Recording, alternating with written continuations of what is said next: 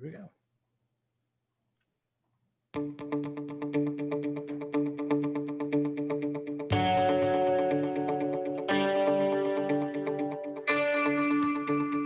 Okay, I gotta start over again. Sorry.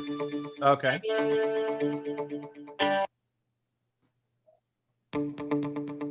There we go. All right.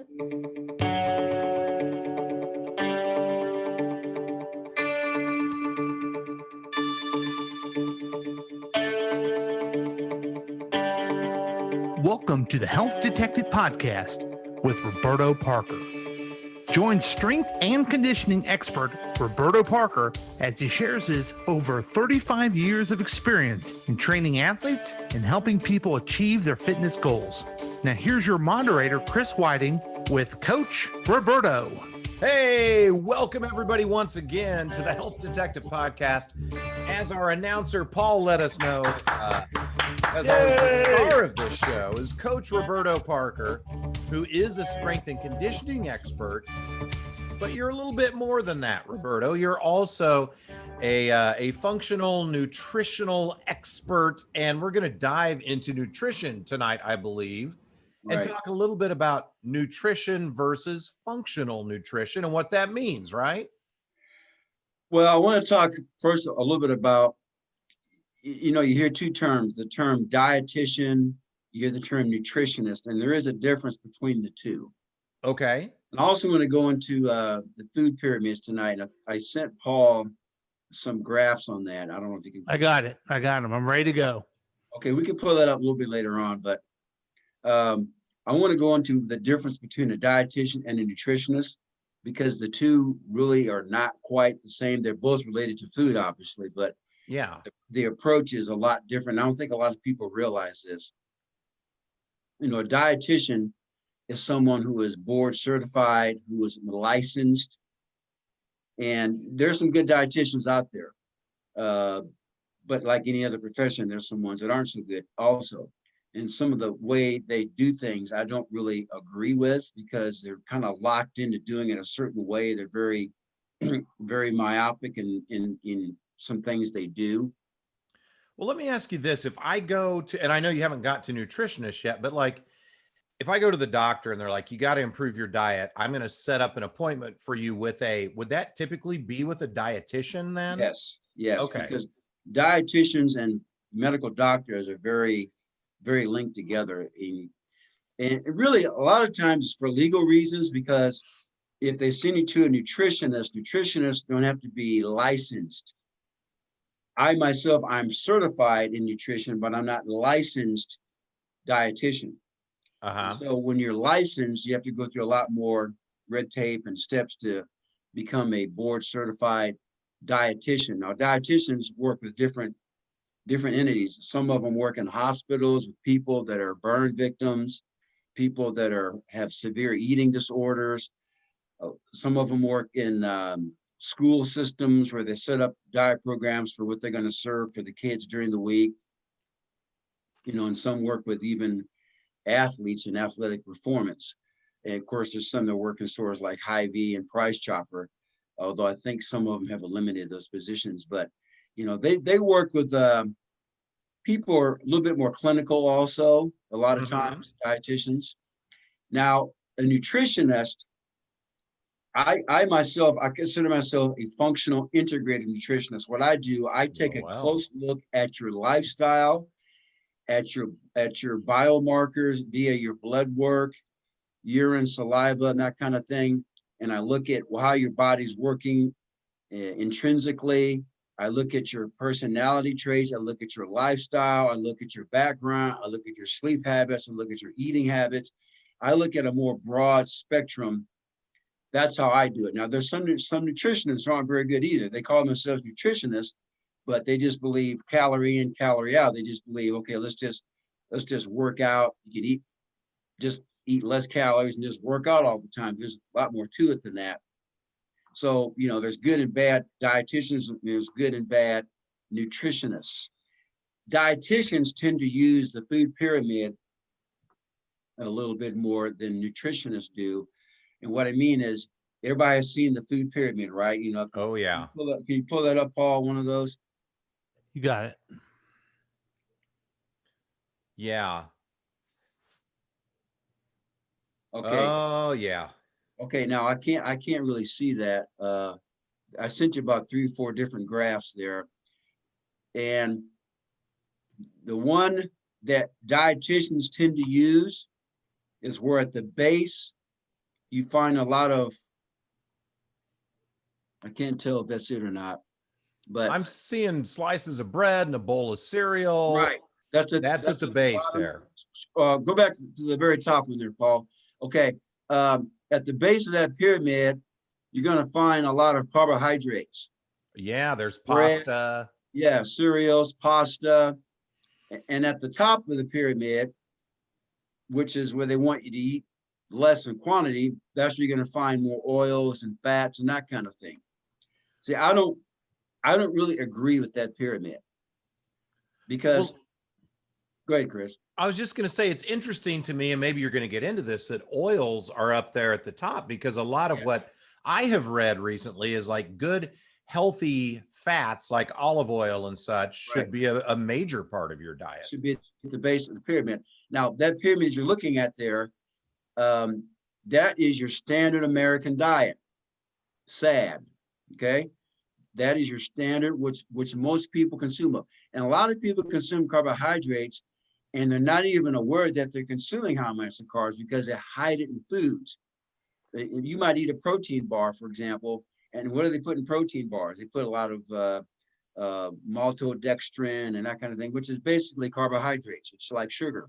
Ah, they're sneaky. So looking at that pyramid, too many people are consuming high amounts of refined and complex carbohydrates, and they're not really active enough or active like they should be. Thus, most Americans are what? Overweight. Fatties, yeah. And or obese. Right. At the very top of the pyramid there, which should be at the bottom, is more proteins and fats. And probably not the soda that's at the top of the pyramid. You probably want to keep that up there, but right. Yeah. Now go to the next one, Paul.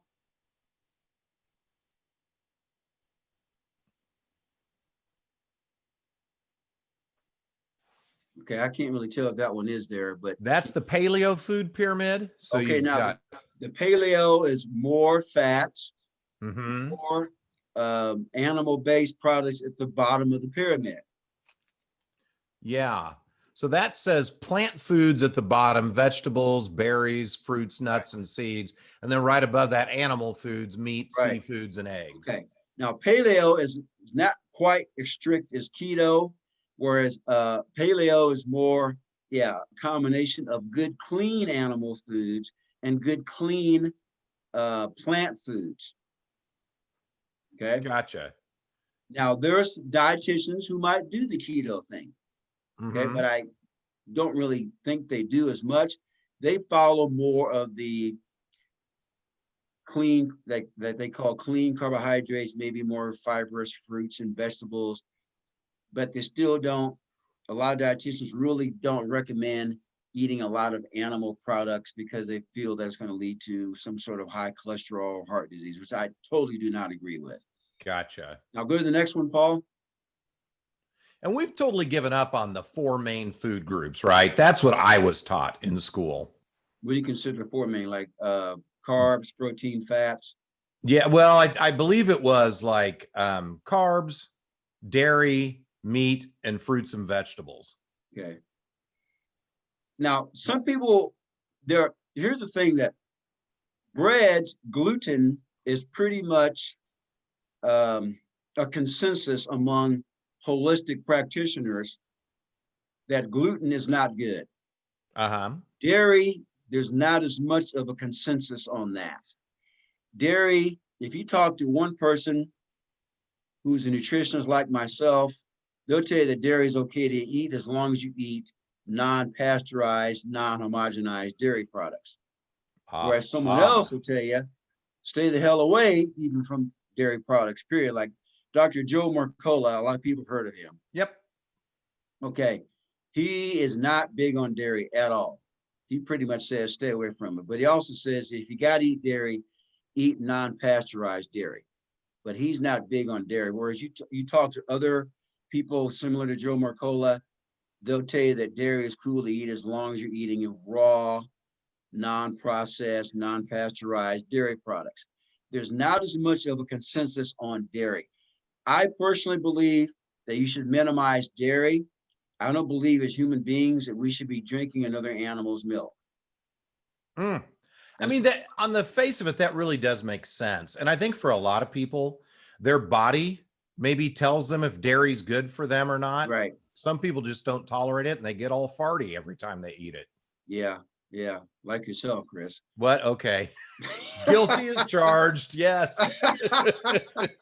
It does have an impact on me. Yes. Okay. Now, the next one there is mainly, I can't hardly read that, but animal based. It's carnivore. We've got carnivore on the You're left side, keto in the middle, carnivore keto in the middle, and then zero carb keto on the right. Okay. Carnivore is all animal products. We're talking eggs, meat, even cheeses, dairy, no vegetables, no fruit. Keto obviously is a little bit more flexible. It's still a lot of high animal products and high fat, but they do allow, some carbohydrates such as plant-based, leafy green vegetables and dark fruits and that kind of thing. So yeah, it says limited fibrous fruits and vegetables, right, almond milk, healthy non-animal fats and oils. So you've been, go ahead. Well, so getting back to dietitians versus nutritionists, dietitians tend to stick more to a stricter protocol of this many carbs, this many fats, this many protein. They kind of stick to that. A nutritionist like myself, I'm going to adjust it more to how you feel metabolically and more of your metabolic type. I believe that there are some people who can tolerate more carbs and can tolerate more protein, can tolerate more fats. So I'm not as dogmatic about it as nutritionists, or excuse me, as dietitians are. They tend to be a little bit more of a dogma type of approach in how they prescribe their programs. And they tend to look at the symptoms like doctors do more than they do the whole body, the whole person.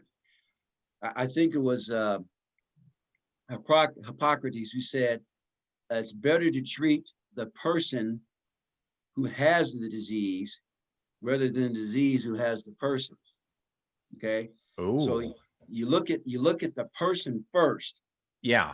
You look at how they're responding. There's certain, like I said, there's certain people who can tolerate fasting better, who can tolerate more carbs, more fats, and or more proteins. You have to cycle it. And like getting back to, I talked about this in past talks before.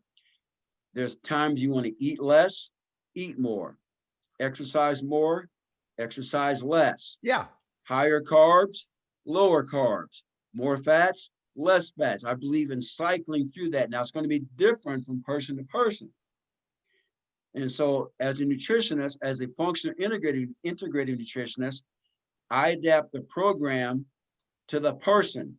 I don't try to adapt the person to the program.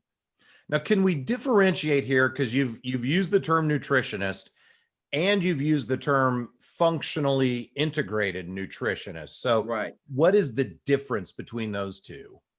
A nutritionist who does not use functional nutrition is still going to be more locked into doing a certain thing, like stick to keto only, stick to carnivore only, stick to paleo only. You follow me? Yep. Okay. They don't allow that flexibility or that latitude moving around to be more fluid in how you approach it. Like I said, I don't believe that any one program is necessarily superior to the other. I believe that they're all good. I believe there's even a certain positivity to veganism. I don't believe in veganism long-term. Yeah. I don't believe necessarily in carnivorism long-term, but I believe that there's certain cycles where carnivore is good for you. And there's certain cycles where being a vegetarian is good for you.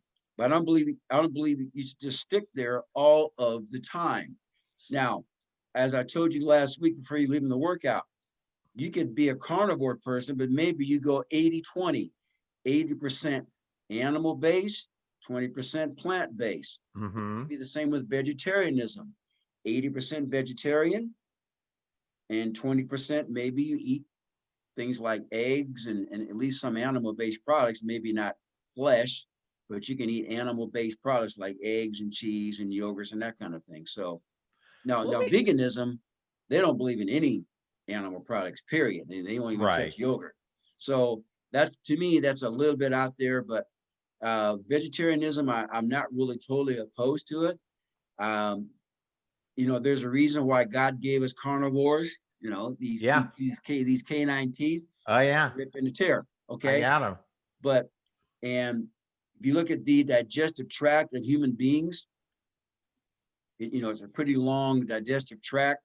We're not really meant to eat tons and tons and tons of meat. I don't believe long term, because it's harder to digest. But then again, we're not meant to eat just plants either. So we're omnivores. Basically, yes. But there's some people who are more omnivorous than others. And let me give you some examples. You go up to the North Pole 100 years ago, what were the Eskimos, also called Inuits, I believe, what were they mainly eating? Probably seals and caribou and, you know, animals that were there. Fish, because what kind of vegetation is going to grow in the North Pole? The answer is zero. Okay, nothing. There we go. And those people had healthy, prosperous lives. Now, let's go further south to the equatorial portion of the globe, where it's hot year round. What are those people mainly eating? A lot more vegetation, right? Probably, yeah. They're still eating animals, but there's a lot more vegetation around where they can pick berries here or pick a piece of fruit or vegetable over here. And there's more plant life that you can eat. Yeah. Like I said, they're still eating it. Now you go back to primitive human beings, and what do they consume a lot of? They ate, we had this conversation a few podcasts ago, they ate the organs of the animals. Yeah. In fact, going back to the Eskimos, they did the same thing. They would eat mainly organ meats, and they would give the muscle meats to the dogs. Interesting. Okay. And they live prosperous, healthy lives. Now, I'm not saying we should just eat organ meats. Okay. So somebody watching this, listening to this, don't get me wrong. I believe that everybody has their own specific metabolic type, and you have to adjust the program to your metabolic type. 70-30, 60-40, 50-50, plant-based, animal-based. Let me ask you this. You invited me to join a Facebook group, the Carnivore Diet group. Right. So I joined, and I've been going out there every once in a while and reading posts, or they'll show up in my news feed. And a couple of things strike me, and then it leads to a question. One is just like with any diet, people get like zealous about it. Like they are carnivores the only way and all the way. So you see that with any kind of diet all the time. And I'm glad that you're taking more of a moderate approach to this stuff. But secondly, these people, you know, the carnivore diet is exactly what it sounds like. They are eating only meat and eggs and maybe a little bit of cheese or dairy, but primarily meat and eggs. Do they need to be taking supplements for vitamins and antioxidants and things like that if they're on the carnivore diet, in your opinion?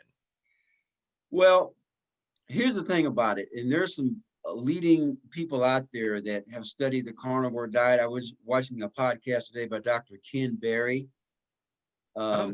He was on Mayberry RFD. Thanks, Paul. Yeah, not that Ken Berry. No. Oh, okay. Different Ken Berry. Yeah, I know the guy you're talking about. Yeah. There's no Barney Fife here either. So okay. But now he believes, if you read a lot of his materials, you can eat the animal from nose to tail. And that means everything in the animal, muscle meats and organ meats. Now, organ meats contain significantly much more minerals and trace elements and micronutrients. For example, eating the adrenal glands of an animal, there's a lot of vitamin C there. Really? Yes, yes. B vitamins, zinc, magnesium. Okay, so because you think about it, the organs of an animal, there's a lot of blood in those tissues, right? And what does blood carry?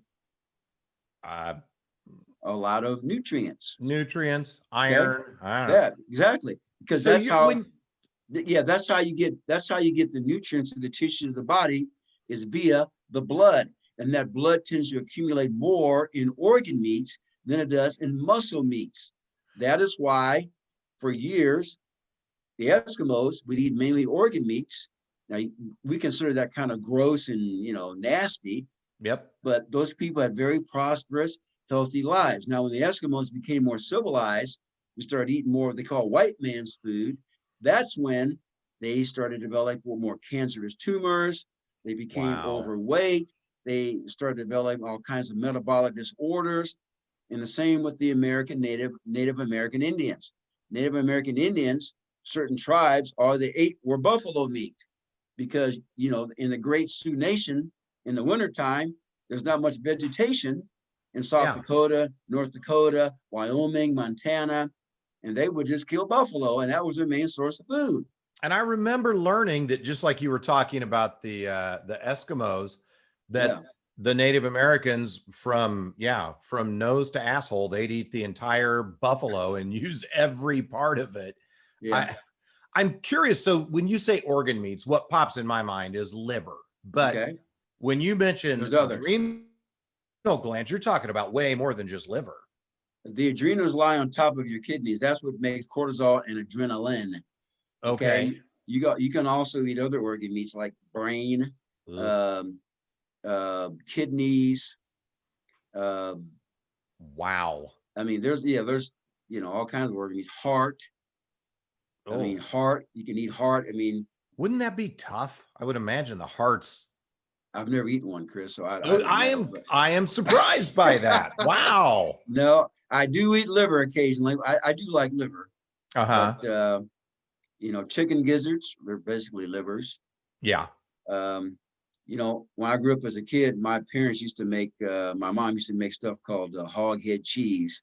And what she would do, she would take the, everything from the head of a hog. We're talking eyeballs, snoot, tongue. And she would make the stuff called hog head cheese. And you slice it up just like cheese, it would make the entire house stink to high heaven. I mean, and I never ate that stuff because stunk, but we had more people that came by our house. She would just give it away to people we went to church with and she worked with, and they loved it. People from the deep South, she was from Alabama. People from the deep South loved eating hog head cheese. It's amazing. There's even cultural differences between people too, but how they eat. Well, what was that, Paul? Nothing. Okay. oh, soundboard. Yeah, I've heard you basically just boil the whole hog's head and then till everything falls off or out, and then you take that and put it in like a gelatin and mold it. And like cheese. I used to work with a guy that would sometimes have, I guess it's intestine chitlins. Is that right? Yeah.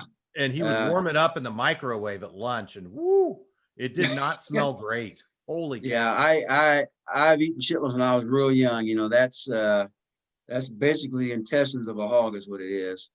Oh, I'm not eating that again though. Okay. No, I'm not eating anything where shit rolls through, man. I'm sorry. I'm not doing that. I think that's a good rule of thumb. I really do. If you don't mind, I'm going to adopt that myself. Yes. So, but like liver, kidneys, heart, brains. Ooh, right. Boy. Now they do sell. I saw this on the internet a few days ago. They do sell supplements now that contain different parts of the organ or organ meats, and it's like like the thymus or the liver, and they condense it down in some sort of a pill. I guess it's probably some sort of gelatinous type of pill, but you can take it. So, if a person does not want to eat organ meats, which most Americans don't, that's probably the way to go. Or just take supplements. Yeah. But getting back to your question, is it good for these carnivores people not to take supplements? If they're eating mainly organ meats and muscle meat, sure, fine. Now, the question should be more for people that are vegetarian and vegan, because the problem with that is when you're not eating animal flesh, you're not getting those essential amino acids. And there's about 20 essential, there's 20 amino acids, and about 9 are essential that we cannot make on our own. We can make more than half of them on our own, but we have to consume it from an outside source via usually animals. And animals are the best, most complete, most efficient, sufficient source of amino acids. Now, you can accomplish it by eating plant-based, but you have to do like 29 different types of plants and mix it all together before you can accomplish it. Whereas you could do it with about 4 or 5 ounces of animal flesh. Boom, and you're done. Wow. So, you can't really do it with veganism and extreme vegetarianism. And in that case, yes, definitely probably need some supplements.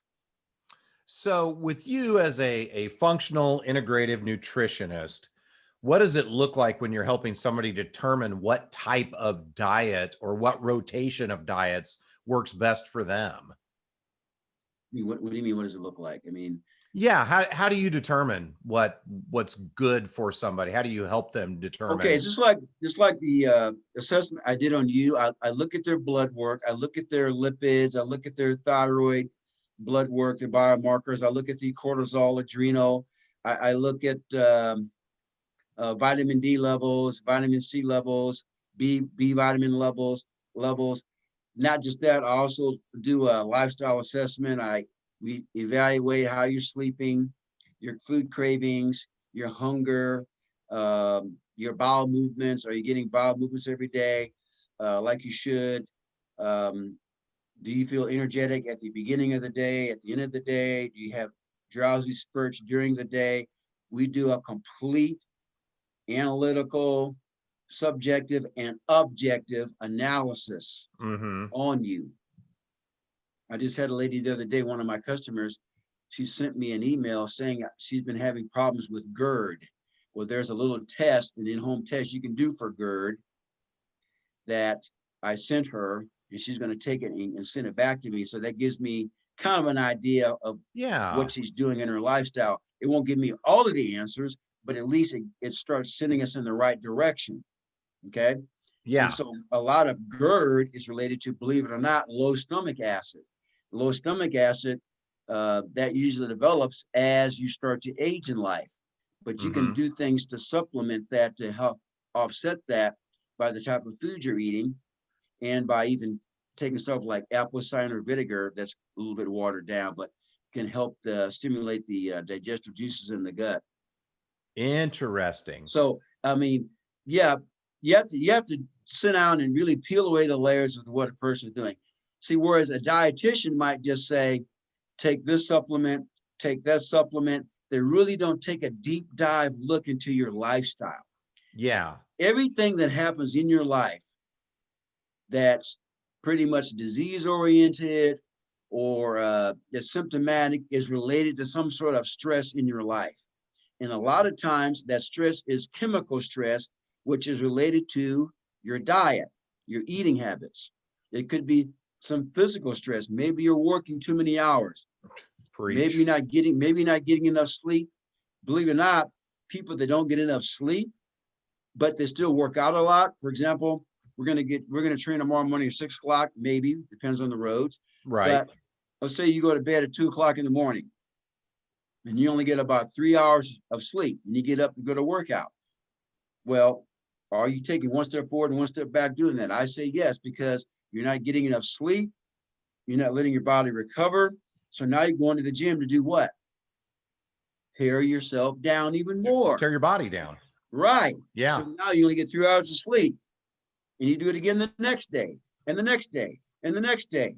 You're taking one step forward and maybe 2 steps backwards because you're Gotcha. not letting your body recover. Now, you might think I'm accomplishing more because I'm kicking my ass in the weight room, working out every day, but you're not. You need to get your butt to bed and get some sleep and Yeah. then go to the gym, or maybe cut back the gym a little bit and get more sleep. And that's the kind of assessment that I would make on a person. I might tell them you're working out too much and not sleeping enough. Yeah. Yeah. This reminds me, and I think you even used the words, but when I was in graduate school for English, of all Yeah. things, we studied the difference between prescriptive grammarians and descriptive grammarians. So the prescriptive tell you this is how grammar is supposed to be used. You always use a colon in this situation. You always use a semicolon here. The descriptive grammarians look at how language evolves and what's happening with language in the current culture, and then describes how it's actually being used. And what I'm hearing you say is a dietitian is much more on the prescriptive side. Here's the template. This is what you're supposed to do, be it the food pyramid or whatever.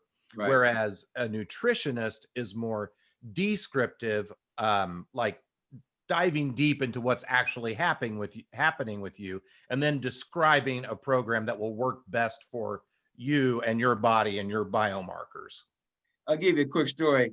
I approached a dietitian one time at Hy-Vee, and she did not like me very much. She pretty much told me to get the blank out of her office because I just went in to have a professional conversation with her, and I told her some of my philosophies about keto and about that kind of thing. And she pretty much told me to get the hell out of her office, man. So, Wow. I mean, this very, very, very close. And I'm not saying all dietitians are like that. Whereas I knew a friend who I knew one of the managers at a Hy-Vee over Lee Summit, and the manager told the dietitian there about me and about some things that I was doing, and the dietitian there liked it, but she told my friend that we can never do that because we have to stay with a certain protocol and we cannot go outside of those parameters. Oh, wow. So that tells you right there how locked in dietitians are. Yeah. You follow me? Sure do. So look, I'm not saying dietitians in some areas are very good working with food disorders, eating disorders, and that kind of thing, working in nursing homes. I think something is better than nothing. Uh-huh. But if you want to really get deep down into the woods of what's going on with somebody, you've got to look at the person and their personality, their motivation level, and their basic biochemical metabolic type. Yeah. Most dietitians are not going to do that. Some nutritionists aren't going to do that. Some nutritionists will just say, I believe in keto, stick to keto. I believe in carnivore, stick to carnivore. I believe in veganism or vegetarianism, stick to that. They don't really take a deep dive into it. And But believe me, again, that's basically being the same thing as how you describe some of the dietitians. You're just taking one template and putting that on every person. Right. You have to be more functional and integrative, just like doing a workout program. Yeah. Okay. If I was training you individually and training Jane individually, you would have 2 different type of workouts. Really? Because you're 2 different type of individuals in terms of your body structure, in terms of your background. Were you athletic or non-athletic? Did you work out a lot in the past? Work out more, less in the past? Maybe you enjoy weightlifting more. Jane would prefer maybe less weightlifting more. Your motivation levels totally different. Yeah. Totally makes sense. So, and I know we're coming close on time here, so I want to make sure you have time to give your contact info out. Is there any last minute things you want to say before we get to that to tell people how they can work with you? Well, my specialty is, as we talked about tonight, I am a functional integrative practitioner working with people in their eating habits, assessing your health via biomarkers and lifestyle assessment, designing an exercise nutritional program that's going to meet your metabolic, biochemical, and motivational type. That is the crux of what I do. And contact me, 816-405-7703. Email is rwpsports@yahoo.com. I can also work with you virtually, or we can do things one-on-one in person together as well. Excellent. Yeah. Thank you so much. As always, Roberto, this has been enlightening. And although you don't intend it, every time we talk, it makes me think, man, I've got a long ways to go, especially with this nutrition stuff, but it's inspiring. And it is helpful to think, okay, there's something that will work better for me than other diets. So kind of like in the early 90s, everything was fat-free and people were going nuts and I couldn't stand it. It just didn't make me feel good. I hated the SnackWell stuff, the fat-free dressings, and just, terrible. Let me ask you this before we close. Sure. In the past 10 years, yeah, how many books have been written on nutrition and weight loss? 6. Yeah, a lot more than that. No, I'm sure a ton have. Probably tens of thousands of books. That's not to mention blogs and webinars done on it. And you know what? Do they all work? No, they don't. Some work for some don't work for some, and some are kind of in the middle. Mm-hmm. You know what I mean? Yeah. So that just tells you, man, all of us are different. I used to be the same way, man. Years ago, I was just eat less calories and work your ass off exercising. 20 years ago, I was the same way. But I've evolved big time since then. And I've learned a ton just reading on my own, listening to various practitioners. And even among people like myself, there are disagreements. There are some practitioners that I watch and listen to who are more plant-based. Some are more animal-based. Some are in the middle. Some are big on intermittent fasting. In fact, most of them are really today. Yeah. Some are not as much on it, but most of them really are kind of into it. But some are not really into long-term fasting. But you're going to find different philosophies, a different take anybody listen to. You got to find what's going to work for you. And that's why it's so confusing, because I've had people that tell me, man, I read all the stuff about nutrition. It's just so confusing, because you got to find what's going to work for you. And sometimes that takes weeks, months, maybe even more than a year. Yeah. And people can do it on their own. They can do all the research. They can try and find out. It takes time. But it takes a ton of time. And so the benefit of you is you've done all the research and you know how to work with people to quickly get them to that point on a program that's going to be most beneficial for them. Right. So if they're interested, give them the number one more time, Roberto.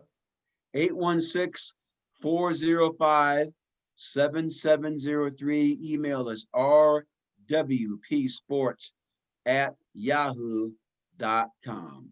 Perfect. I'm also on Facebook too. You can join my Facebook Health and Fitness Forum group. Yes. And what's that called? Innovative Sports Training Health and Fitness Forum. Innovative Sports Training Health and Fitness Forum. Right. I'm a member. Bunch of good. You're always posting good videos and instructional things, and it is really helpful. So yeah, and motivational quotes. It is, yes, and a lot of motivational stuff, which is awesome. So, well, hey, I appreciate it as always. Thank you for your time, for sharing your know-how, and folks, seriously, give Roberto a call. I've worked with him over the past 10 years, and I do not regret a single moment of it. So definitely thank you, Roberto, and we'll talk to you in a couple of weeks here. All right, man. Take care. God bless. See ya. Thanks for listening to the Health Detective Podcast with Roberto Parker. You can contact Roberto at 816-405-7703 or by email at rwpsports@yahoo.com with any comment or question you may have. Join us next time for the Health Detectives Podcast with Roberto Parker. The Health Detective Podcast with Roberto Parker has been a KCTK production, produced by Roberto Parker, Chris Whiting, and Paul Lavoda. All rights reserved. For more information and content, email us at kctkradio@gmail.com.